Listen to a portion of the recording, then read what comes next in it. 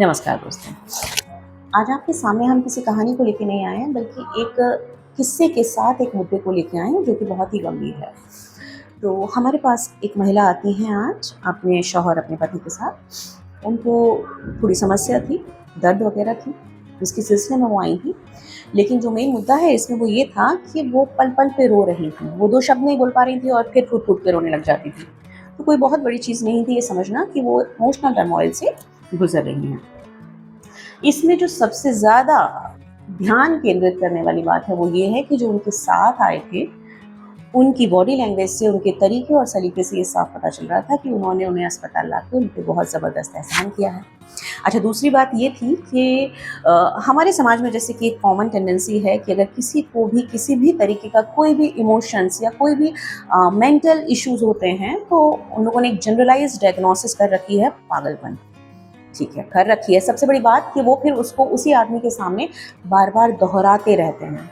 ये तो पागल हो गई है, या ये पागल हो गया है, इसको दौरे पड़ने लगे हैं, घर में ऐसे ही करती रहती है या करता रहता है, इसके ड्रामे ही नहीं खत्म हो रहे हैं। ये सारे सेंटेंसेस कॉमन सेंटेंसेस हैं जो मैं अक्सर देखती हूँ और उसी मरीज़ के सामने ये बार-बार चीज़ें कही जाती हैं। इससे होता क्या है? इससे होता ये है कि जो परेशानी अभी 2% थी, आप बार-बार उसके सामने उस चीज़ को कहते हुए उसी परेशानी को 100 गुना बढ़ा देते हैं, जिससे स्थिति और ज़्यादा बुरी हो जाती है। तो इसमें मैं ये कहना चाहती हूँ, देखिए, अगर आप किसी की उम्मीद नहीं बन सकते, इट इज़ ओके। हम समझ सकते हैं कि हर एक किसी में वो हीलिंग प्रॉपर्टीज़ नहीं होती हैं। ठीक है, हमने समझा। लेकिन कम से कम उस इंसान को नाउम्मीद मत करिए। आप उसे प्यार, लगाव और केयर नहीं दे सकते हैं तो ठीक है, कम से कम उसे उलाहना तो मत दीजिए। उसके संग वही बर्ताव करिए जो आप अपने साथ चाहते हैं। और याद रखिएगा, इस तरीके की जो समस्याएं होती हैं ना, वो किसी के साथ भी कभी भी आ सकती हैं।